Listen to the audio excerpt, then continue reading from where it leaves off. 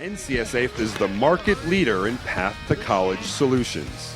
We provide innovative communication tools, in-depth education, personalized support, and expert guidance during all stages of the Path to College process. We believe in leveling the college playing field for all and work to ensure that every student has the best opportunity to find a college that is the right fit for them. Hello, ladies and gentlemen. Welcome to this information session for the 2023 basketball playoffs in TAPS. My name is John Skees. I'm the Director of Media at TAPS.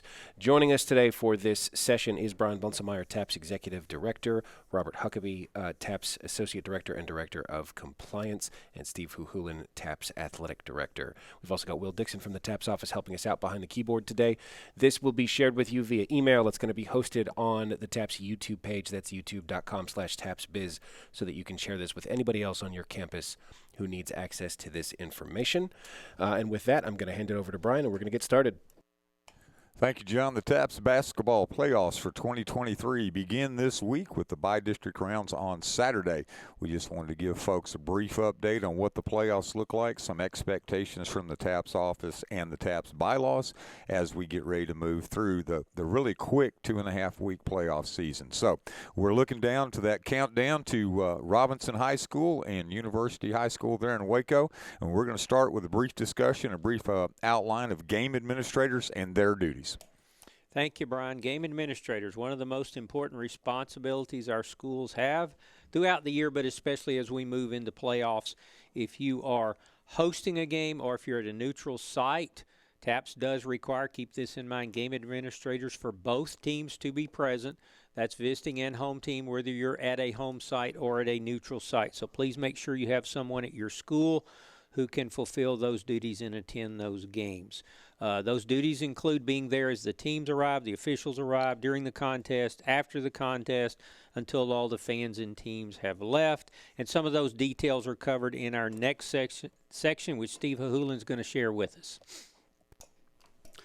Thanks, Robert. When you are setting up your playoff game with your opponent, there are several game details that you need to discuss with your opponent and come to agreement with.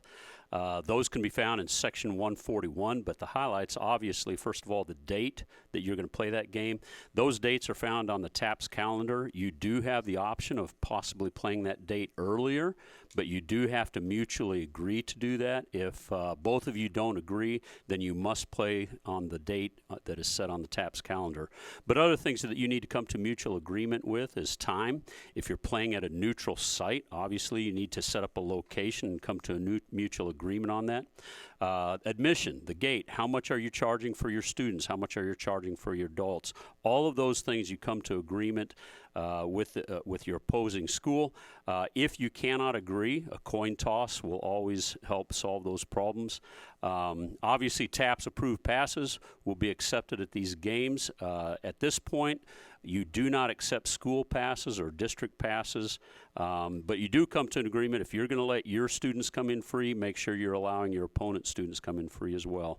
Come to an agreement as far as who's going to provide things for health and safety as far as an athletic trainer, security. Security is going to be very important. Media access. Make sure that both schools have equal access, whether it's live streaming, whether it's radio, whether you're going to have photographers.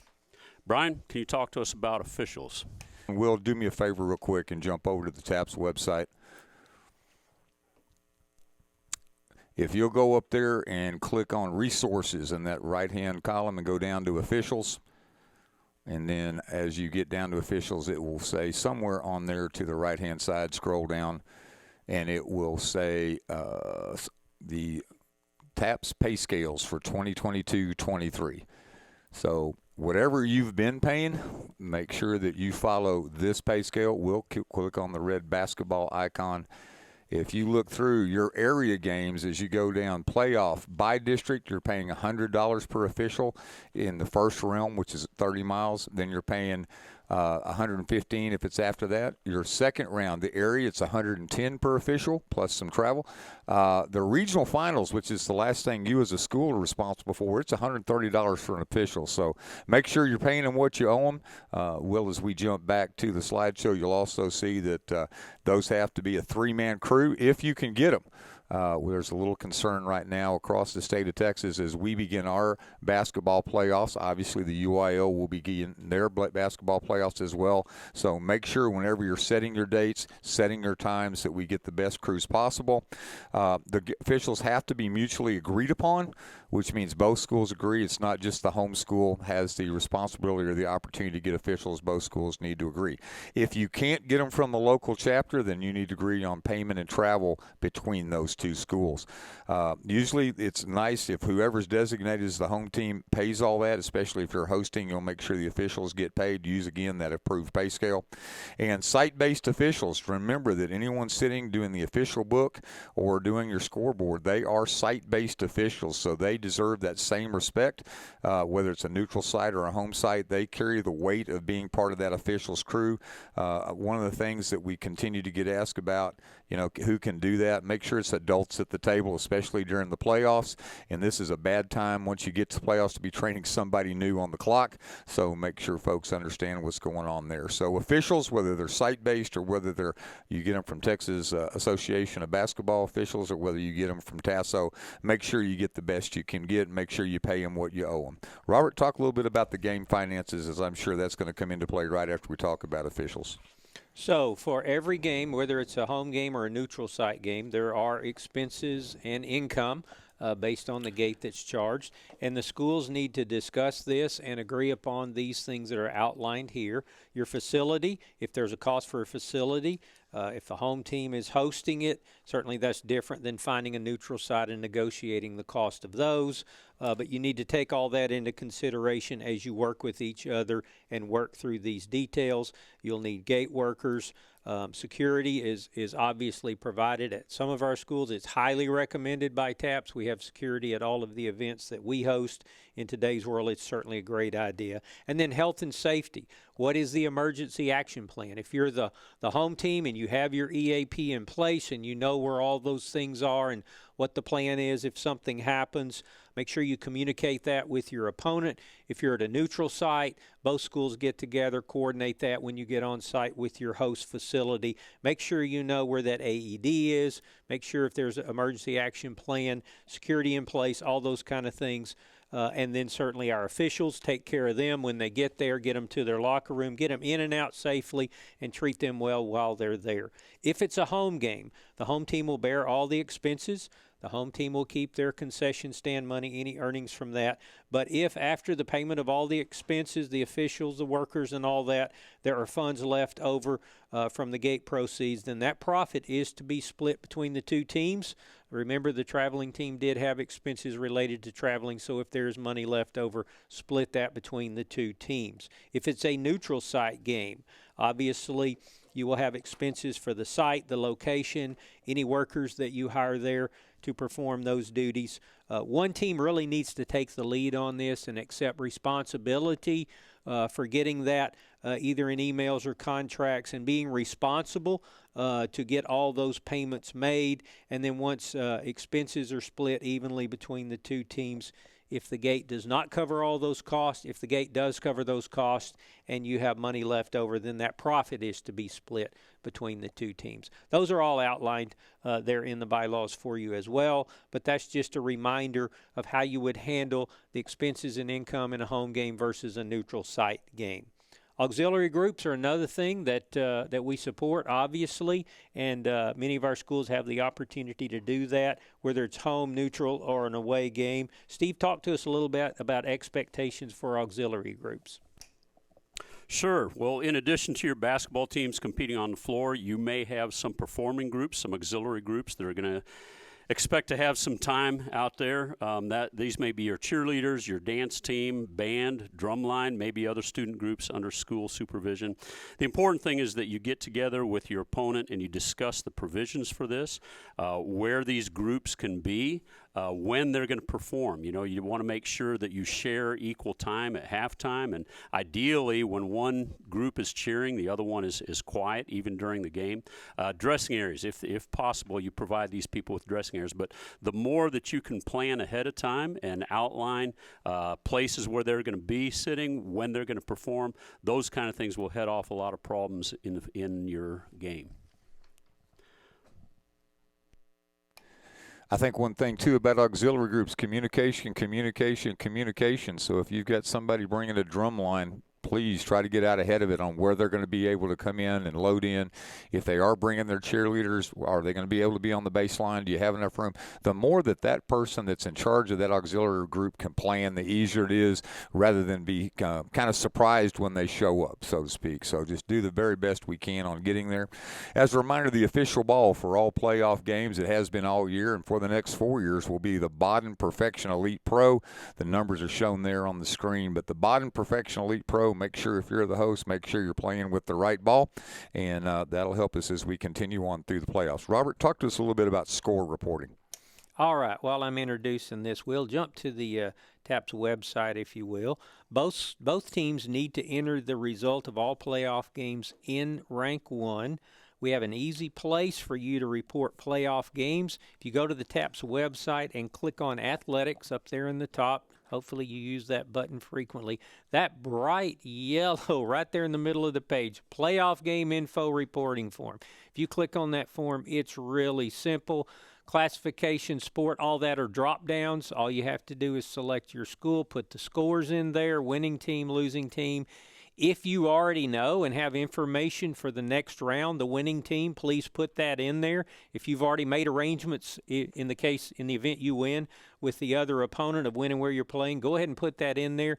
But even if you don't have that yet, get that score to us ASAP. We have to get these brackets populated. We have 6 classifications of girls and 6 classifications of boys playing all at the same time. We have a lot of scores coming in.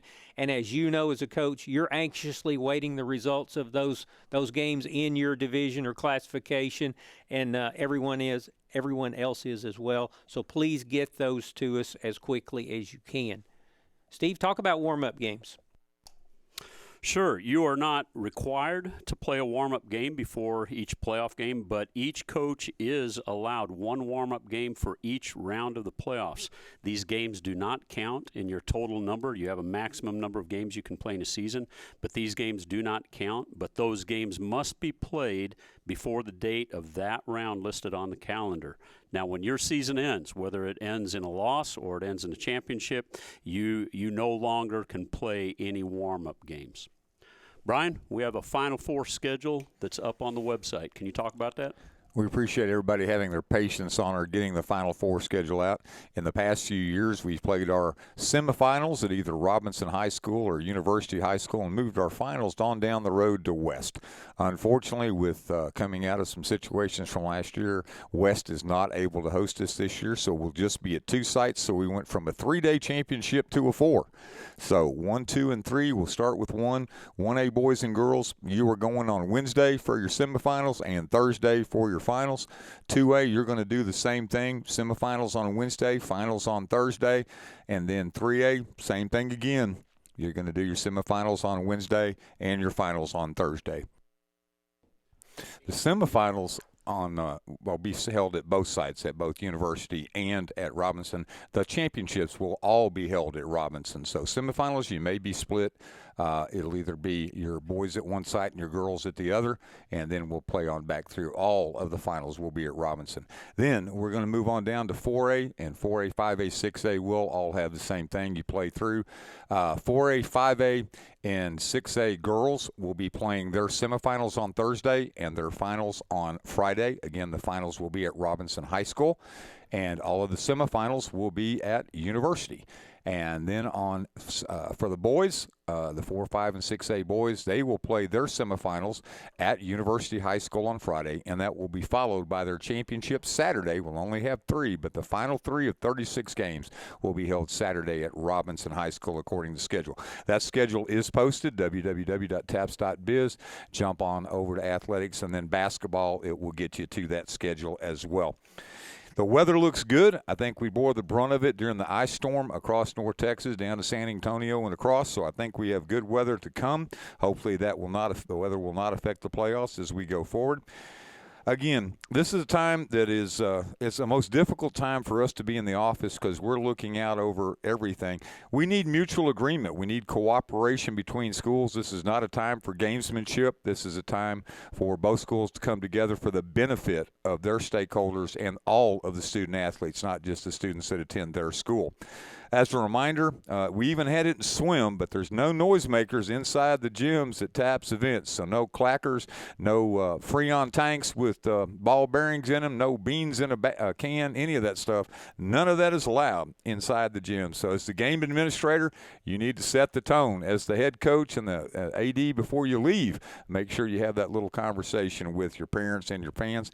Again, passes are only the TASO could get in free. Texas high school basketball coaches, Texas high school coaches, just make sure that it's no longer district or school passes. They're the ones that are not allowed. You must honor all TAPS passes that are presented. Remember, they do have the QR code, so they'll be easy to find. The last thing, the championship information, www.taps.biz. That's going to take you to the TAPS website. Click on athletics and then click on basketball. Click on championship information. We'll keep updating that as we go forward all the way through. We do need your help reporting those scores. We want to keep the brackets updated and be as live as possible so people can be preparing for their next games. As Steve and Robert have mentioned throughout the deal, cooperation, whether it be getting your officials, getting the game sites or on your dates, try to do the best you can that everybody can benefit. One last thing, you should have received an email or two this week about fan behavior. Once we get to the playoffs, and it's one or done. Fan behavior, primary thing that you're going to be doing as a game administrator. As an administrator, there's no fans on the court. There's no parents on the court. There's no kids rushing the court, win or lose.